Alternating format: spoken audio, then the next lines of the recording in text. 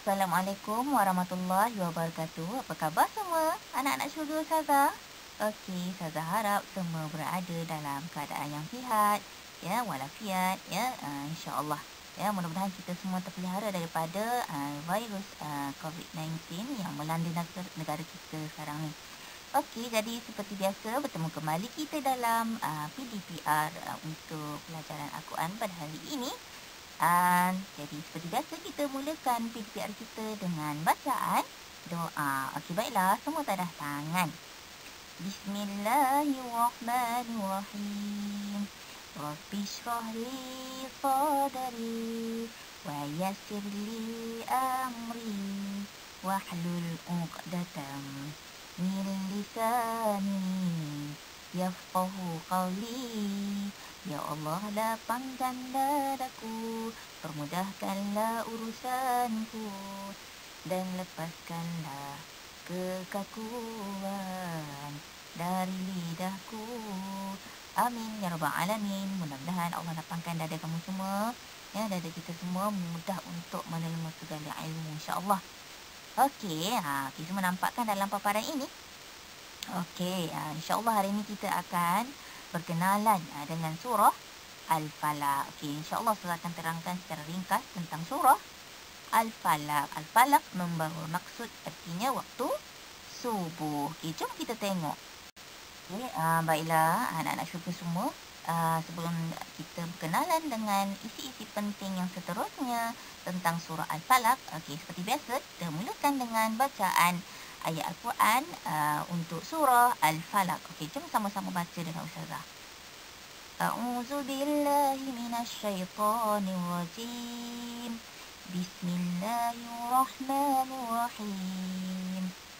Qul a'udzu birabbil falaq min syarri ma khalaq wa min syarri ghasiqin idza waqab wa min syarri naffatsati fil 'uqad wa min syarri hasidin idza hasad. Sadaqallahul azim. Okey, baiklah, surah yang saya bacakan sebentar tadi nama dia surah Al-Falaq. Okey, jom kita tengok isi penting yang ada dalam paparan ini. Okey, sebut sama-sama. Pertama, nama surah Al-Falaq. Kedua, bilangan ayat mempunyai 5 ayat. Okey, jom tengok yang seterusnya. Okey, anak-anak semua.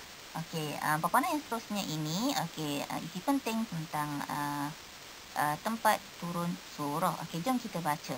Ketiga, tempat turun surah di Mekah. Ayat Makkiyah. Keempat, tema surah waktu subuh. Kelima, erti kalimah. A. Kul. Artinya katakanlah. B. Fi. Artinya di. C. Hasidin. Artinya orang yang hasad dengki. Okey, baiklah. Isi penting ini anda perlu ingat dan hafal. Okey, jom tengok yang seterusnya. Okey, baiklah anak anda saudara semua. Okey, seperti yang kamu tahu, surah Al-Falaq artinya waktu subuh. Ya. Dan ada juga pendapat yang mengatakan arti Al-Falaq artinya semua makhluk. Okey, saya ambil pendapat yang terkenal iaitu waktu subuh. Okey, baiklah, sebelum kita tengok pengajaran untuk surah Al-Falaq, okey, saya ingin terangkan secara ringkas tentang surah Al-Falaq. Okey, baiklah, surah Al-Falaq ini, di antara sebab turunnya surah Al-Falaq ini diceritakan dalam riwayat Al-Baihaqi, ya, di mana surah Al-Falaq ni diturunkan semasa Rasulullah SAW telah disihir oleh seorang Yahudi, ya, lelaki Yahudi yang bernama Labid. Okey, di mana apabila Rasulullah disihir, maka Allah telah menurunkan surah ini, ya.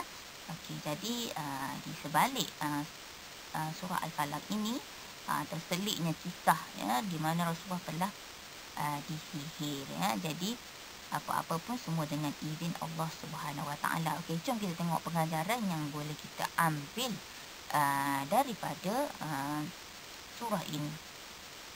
Okey, semua ikut saya baca. A. Kita hendaklah sentiasa memohon pertolongan dan perlindungan Allah Ta'ala.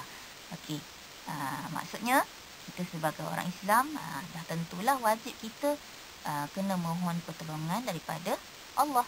Ya, tak boleh kita minta pertolongan daripada benda lain. Ya, kena minta pertolongan daripada dan perlindungan daripada Allah SWT. Ya. Okey, tengok B. B. Kita hendaklah menjauhi sifat hasad, dengki. Okey, dalam surah Al-Falaq ini juga, ya, Allah memberi pengajaran kepada kita di mana kita kena jauhkan diri kita daripada sifat hasad dengki. Sifat hasad dengki ni sifat baik ke sifat buruk? Pandai semua sifat yang buruk, sifat mazmumah. Ya, jadi kita kena jauhkan diri kita. Tak perlu ada sifat dengki sesama kita. Ya, setiap kelebihan, kelemahan semuanya datang daripada Allah SWT. Ya, kelebihan seseorang tu Allah yang bagi. Jadi apabila orang lain ada kelebihan yang kita tak ada, kita kena bersabar, kena berdoa. Tak perlu kita meletakkan ada sifat hasad dengki dalam diri kita. Tak boleh macam tu. Ya, masing-masing ada kelebihan dan kekurangan. Ya, kadang-kadang kawan-kawan kita ada kelebihan dia. Dia ada kekurangan dia yang kita tidak nampak. Okey. Jadi kesimpulannya kita kena jauhkan diri kita daripada sifat dengki. Okey. C. Hanya Allah tempat untuk berlindung dari segala kejahatannya. Dalam surah ini juga mengajar kita, ya, Allah lah tempat untuk kita berlindung. Jadi apa-apa kat kita, ya, perkara apa saja yang terjadi kepada kita, kita kena mohon perlindungan kepada Allah, ya. Jadi surah Al-Falaq ini juga digalakkan kita baca sebelum kita nak tidur. Ya. Kerana Nabi pernah setiap hari, ya, setiap kali Nabi ada melakukan setiap kali sebelum tidur baca surah Al-Falaq. InsyaAllah kita dijauhkan dari segala perkara-perkara yang tidak baik. Okey. Jadi ada 3 pengajaran di sini. Anda boleh pilih salah satu daripadanya dan baca dan seterusnya hafal. Okey, jom kita tengok yang seterusnya. Okey, baiklah anak-anak semua. Okey, paparan yang seterusnya ini, okey, sudah pastinya anda mesti menghafal isi ayat Quran surah Al-Falaq daripada ayat 1 hingga ayat 5. Okey, jom tengok yang pertama. Apakah nama surah ini? Jawapan dia surah Al-Falaq. Kedua, berapakah bilangan ayat dalam surah ini? 5 ayat. Ketiga, di manakah surah ini diturunkan? Di Mekah. Dan ayat ini dikategorikan sebagai ayat Makkiyah. Kemudian yang keempat, apakah tema surah ini? Jawapan dia waktu subuh. Kelima, arti kalimah. Apakah arti kalimah qul? Artinya katakanlah. Apakah arti fi? Artinya di. Apakah arti hasidin? Artinya orang yang hasad dengki. Okey, apakah pengajaran dalam surah ini? A. Kita hendaklah sentiasa memohon pertolongan dan perlindungan Allah Ta'ala. B. Kita hendaklah menjauhi sifat hasad dengki. C. Hanya Allah tempat untuk berlindung dari segala kejahatan. Okey. Saya harap kamu semua dapat menghafal isi-isi penting ini. Okey, jom tengok yang seterusnya. Okey, baiklah. Anak-anak syurga semua, kita sudah mampir di penghujung sesi rakaman Ustazah untuk pelajaran Al-Quran hari ini. Ustazah memohon maaf kerana ada gangguan suara dalam video ini yang memang tak dapat dielakkan lagi. Ustazah terpaksa teruskan juga. Ya, namun begitu saya harap anda mendengar dan menonton juga rakaman video PDPR Ustazah untuk pelajaran Quran hari ini daripada mula hinggalah akhir. Okey. Jadi Ustazah harap anda semua menghafal isi penting yang sudah Ustazah paparkan, lampirkan dalam video ini. Jadi Ustazah sudahi dulu rakaman video PDPR Ustazah untuk hari ini. dengan lafaz yang mulia. Wabillahi taufiq wa hidayah. Wassalamualaikum warahmatullahi wabarakatuh. Jumpa lagi.